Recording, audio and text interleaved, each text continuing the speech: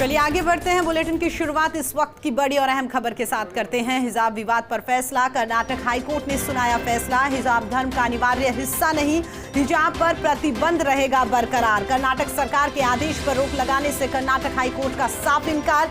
हिजाब पर रहेगी पाबंदी। हिजाब को लेकर याचिका खारिज कर दी गई। कर्नाटक हाईकोर्ट ने याचिका खारिज करी है। चीफ जस्टिस ऋतुराज अवस्थी पुरवाई की खंडपीठ ने यह अहम और फैसला सुनाया है। तो आपको बता दें, कर्नाटक हाईकोर्ट की ओर से ये बड़ा और अहम फैसला सुनाया गया। हिजाब विवाद पर ये बड़ा फैसला आया है, जहां पर कर्नाटक हाईकोर्ट ने साफ कह दिया कि हिजाब अनिवार्य हिस्सा नहीं है, इसलिए हिजाब को लेकर जो रोक पहले थी वही रोक अभी भी बरकरार रहेगी। स्कूल यूनिफॉर्म पहनने से मना नहीं किया जा सकता। तो हिजाब विवाद पर कर्नाटक हाईकोर्ट ने बड़ा फैसला सुनाया है। हिजाब विवाद पर कर्नाटक हाईकोर्ट ने फैसला सुनाया है। हाईकोर्ट ने सभी याचिकाएं खारिज कर दी। हिजाब पर रोक पहले की तरह ही बरकरार रहेगा। स्कूल में हिजाब पहनना जरूरी नहीं। कर्नाटक हाईकोर्ट की ओर से ये बातें यहां पर कही गई हैं जो हम आपको बता रहे हैं फैसला सुनाने के दरमियान। हिजाब इस्लाम का अभिन्न हिस्सा नहीं है। हिजाब पहनना जरूरी धार्मिक प्रैक्टिस नहीं, हाईकोर्ट की ओर से बात कही गई। हिजाब पर रोक या विरोध नहीं कर सकते छात्र। यूनिफॉर्म पहनने से छात्र मना नहीं कर सकते।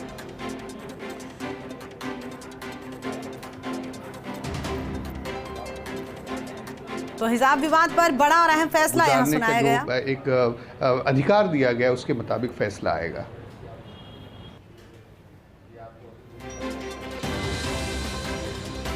इसी खबर पर हमारे साथ बातचीत करने के लिए हमारे सहयोगी दिल्ली से गौरव हमारे साथ जुड़ गए। गौरव, हिजाब धर्म का अनिवार्य हिस्सा नहीं, यूनिफॉर्म पहनने से छात्र मना नहीं कर सकते, ये बड़ा और अहम फैसला कर्नाटक हाईकोर्ट की ओर से सुनाया गया।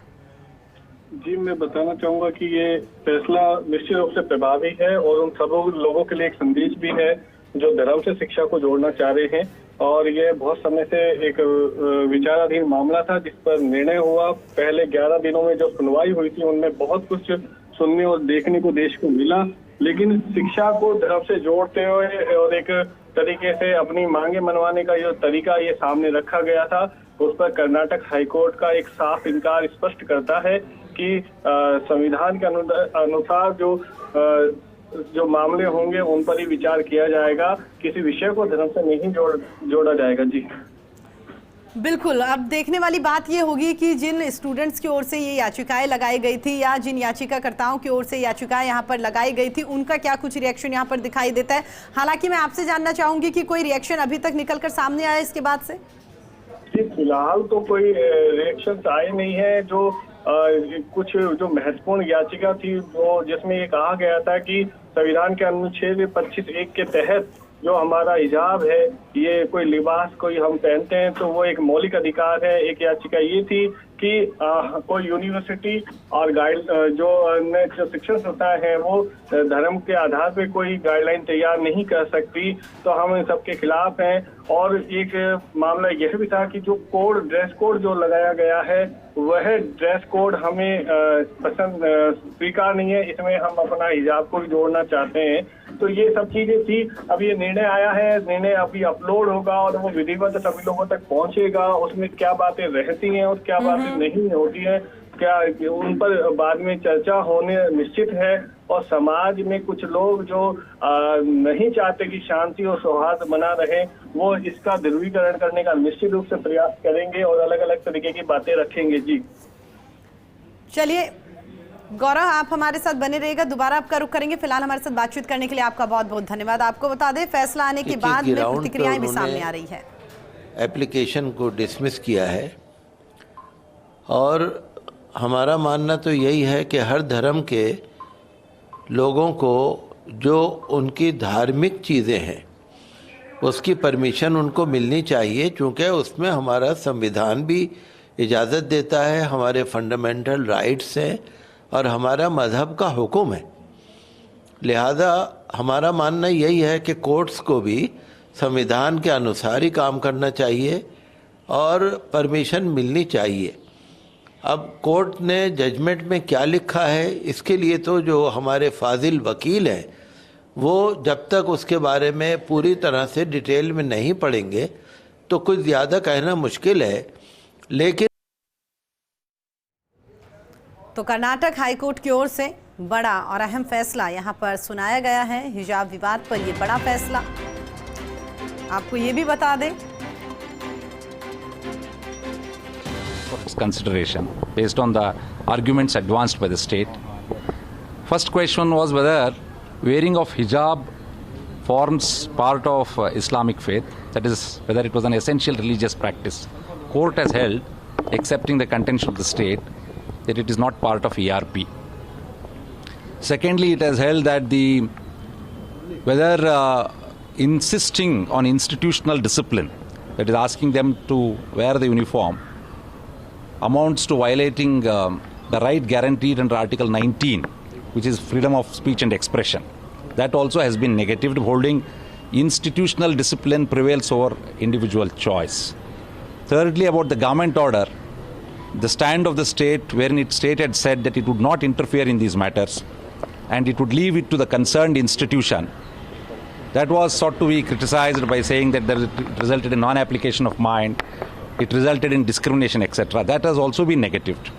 And in all the the High Court has rejected all the petitions. According to me, this judgment marks a paradigm shift in interpretation of Article 25 of the Constitution. It restates the position of law as held by the Supreme Court in Sabarimala by saying that what is essentially religious is not sufficient. What is required to be shown is essential to religion. And therefore, whatever be the individual choices, ultimately institutional discipline prevails over individual choice. So when it comes to the essential practice, the court, it doesn't comes under that ERP. ERP. So how it's been considered? Because the councils have been argued the same matter, making to understand the bench that this is the essential See, practice. how you determine what practice is an essential religious practice is laid down by the Supreme Court by laying down 5 tests. Test number 1 was whether the practice preceded the religion itself. Number 2, without practicing the same, whether religion will cease to exist. Number 3, whether it is obligatory or optional. And 2 other tests have been laid by the Supreme Court. By applying those tests, it was clear that this does not form part of essential religious practice. So the petitioners clearly said that even before the judgment that they will go back to the Supreme Court and they'll fight it again. See, under our scheme of the Constitution, any order passed by the High Court, you can avail the remedy of filing a special leave petition and appeal before the Supreme Court. It is perfectly open for any of the parties to move the Supreme Court. But you're satisfied? But I am very sure that the judgment which has been delivered by the High Court is based on sound legal principles and based on factual foundation. Sir, it's been 11 days continuous hearing was done. Before that, do you think the bench has been considered each and every point of Most certainly. You could see the judgment itself. It is a very well considered judgment running more than 200 pages. So obviously the court has taken it considered all the submissions made by the respective counsel. College ಆಡಳಿತ ಮಂಡಳಿಗಳು ಸ್ವತಂತ್ರವಾಗಿ तो Karnataka high court की ओर से बड़ा और अहम फैसला यहां पर सुनाया गया है। भारतीय जनता पार्टी की ओर से भी इस फैसले को लेकर प्रतिक्रिया दी गई है। भारतीय जनता पार्टी का कहना है कि हम हाईकोर्ट के फैसले का स्वागत करते हैं और उम्मीद करते हैं कि ये फैसला आने के बाद में शांति का माहौल बनेगा। हिजाब को लेकर कोई विवाद हम नहीं चाहते। प्रहलाद जोशी की ओर से ये बात कही गई है। कर्नाटक हाईकोर्ट की ओर से बड़ा और अहम फैसला यहां पर सामने आया है। कर्नाटक हाईकोर्ट ने साफ कह दिया कि हिजाब जो है वो अभिन्न हिस्सा धर्म का नहीं है, इसलिए स्कूल यूनिफॉर्म पहनने से आप इनकार नहीं कर सकते। स्कूल यूनिफॉर्म आपको पहननी होगी। हिजाब धर्म का हिस्सा नहीं है, अनिवार्य हिस्सा नहीं है, ये बात कोर्ट की ओर से कही गई। हालांकि इसके बाद में अब जैसा कि हमारे सहयोगी गौरव हमारे साथ जुड़े हुए थे, उन्होंने भी बताया कि प्रतिक्रियाएं जो हैं उनके आने का सिलसिला अभी शुरू होगा, क्योंकि अभी ये फैसला सुनाया गया है। अब देखने वाली बात होगी कि क्या कुछ प्रतिक्रियाएं यहाँ पर निकलकर सामने आती है। कुछ लोगों का तो अभी भी ये मानना है कि संविधान हमें ये परमिशन देता है कि हम हिजाब पहन सकते हैं, लेकिन हाईकोर्ट ने पैरवी जो यहाँ पर वकीलों की ओर से की गई है, अपने अपने पक्ष विपक्ष यहाँ पर तर्क दिए गए, उसके बाद में ये बड़ा और अहम फैसला कर्नाटक हाईकोर्ट की ओर से आज सुनाया गया, जहाँ कर्नाटक हाईकोर्ट ने साफ कह दिया कि हिजाब अनिवार्य नहीं है, इसलिए आप अपनी स्कूल यूनिफॉर्म को पहनने से इनकार नहीं कर सकते। यानी कि स्कूल में अब आपको हिजाब पहनकर आने की ज़रूरत नहीं है, क्योंकि जो स्कूल की ओर से यूनिफॉर्म बनाई गई है, स्कूल की ओर से जो एक ड्रेस कोड दिया गया है, वही पहनकर आप अपने स्कूल में आएंगे। चीफ जस्टिस ऋतुराज की ओर से ये बड़ा और अहम फैसला सुनाया गया एक लंबे इंतजार के बाद में। तो आपको बता दें, हर कोई यहाँ पर इंतजार कर रहा था कि कब फैसला सामने आएगा, और आज सुबह ये अहम फैसला कर्नाटक हाईकोर्ट की ओर से सुनाया गया, जिसमें साफ बोल दिया कि स्कूल ड्रेस पहनने से आप नहीं इनकार कर सकते। अगर आप स्कूल आएंगे तो आपको स्कूल का जो ड्रेस है, स्कूल का जो ड्रेस कोड यहाँ पर पहले से निर्धारित किया गया है, वही पहनकर आप स्कूल के अंदर प्रवेश करेंगे। जैसे ये फैसला आया, उसके बाद से भारतीय जनता पार्टी ने भी इस फैसले का स्वागत किया है। उन्होंने कहा कि कर्नाटक हाईकोर्ट की ओर से जो अहम और बड़ा फैसला सुनाया गया है, इसका हम स्वागत करते हैं और उम्मीद करते हैं कि ये फैसला आने के बाद में अब हिजाब को लेकर कोई भी विवाद आने वाले दिनों में नहीं होगा।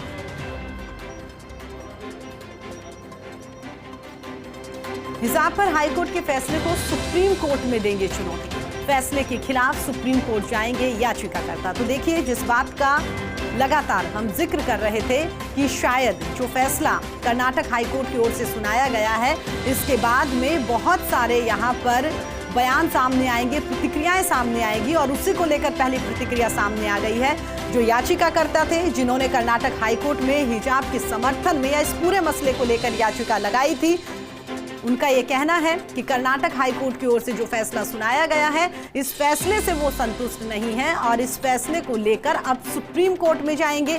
कर्नाटक हाईकोर्ट की ओर जिससे वो फैसला सुनाया गया है, अब सुप्रीम कोर्ट में इस फैसले को वो चुनौती देंगे। तो फैसले के खिलाफ में सुप्रीम कोर्ट जाएंगे याचिकाकर्ता। ये बड़ा बयान, बड़ी प्रतिक्रिया कर्नाटक हाईकोर्ट के फैसले के बाद में सामने आई है, जहां पर याचिकाकर्ताओं ने साफ कह दिया कि हिजाब को लेकर जो कर्नाटक हाईकोर्ट की ओर से फैसला सुनाया गया है, जहां पर कर्नाटक हाईकोर्ट ने साफ कह दिया कि ड्रेस कोड लागू रहेगा, पहले की तरह ही ड्रेस कोड यहां पर बरकरार रहेगा। गौरव, देखिए, जिस बात को लेकर लगातार आप और मैं जिक्र कर रहे थे कि जैसे ही ये फैसला सुनाया गया है, उसके बाद प्रतिक्रियाएं निकलकर सामने आएगी, और उसमें पहली प्रतिक्रिया निकलकर सामने आई है कि इस फैसले के खिलाफ में अब याचिकाकर्ता सुप्रीम कोर्ट का दरवाजा खटखटाएंगे। जी बिल्कुल, मैं आपको बताना चाहूंगा कि प्री लिटिगेशन ऑलरेडी फाइल्ड है सुप्रीम कोर्ट में, जिसमें ये बात कही गई है। लेकिन उस समय जो सीजेआई थे, उन्होंने कहा था कि मामला चूंकि कर्नाटक हाईकोर्ट के विचाराधीन है, तो we will discuss later, we will wait the order. तो उन्होंने कर्नाटक हाईकोर्ट के ऑर्डर का वेट करने का उस समय बात कही थी, क्योंकि कर्नाटक हाईकोर्ट का अब निर्णय आ चुका है।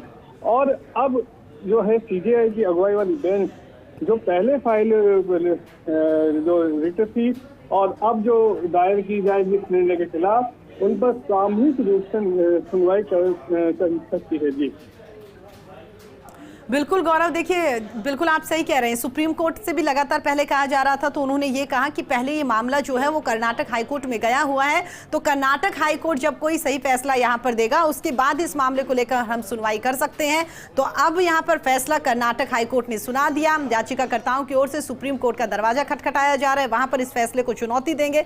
तो अब सुप्रीम कोर्ट इस मसले को लेकर सुनवाई करेगा। लेकिन कुल मिलाकर कह सकते हैं कि वाकई जिसकी उम्मीद की जा रही थी, जिसको लेकर लगातार कयास लगाए जा रहे थे कि जो भी फैसला निकल कर आएगा, इसके खिलाफ याचिकाकर्ता आगे कोर्ट में बढ़ते हुए दिखाई देंगे, वही स्थिति बनी हुई है। जी हमेशा यही होता आया है, और हाईकोर्ट के निर्णय के खिलाफ सुप्रीम कोर्ट में जब कोई पार्टी सहमत नहीं होती, तो वो अपील करने का उसका राइट है, कॉन्स्टिट्यूशनल राइट है, उसको कोई भी अवॉइड नहीं कर सकता है। बिल्कुल। सो दैट इसलिए वो लोग पहुंचे हैं। अब इसमें देखना होगा कि कब सुनवाई के लिए मामला सूचीबद्ध होता है और सुप्रीम कोर्ट से क्या निकल कर आता है। जी ठीक है गौरव, हमारे साथ जुड़ने के लिए और तमाम जानकारी साझा करने के लिए आपका बहुत बहुत धन्यवाद। तो हमारे सहयोगी दिल्ली से गौरव हमारे साथ जुड़े हुए थे।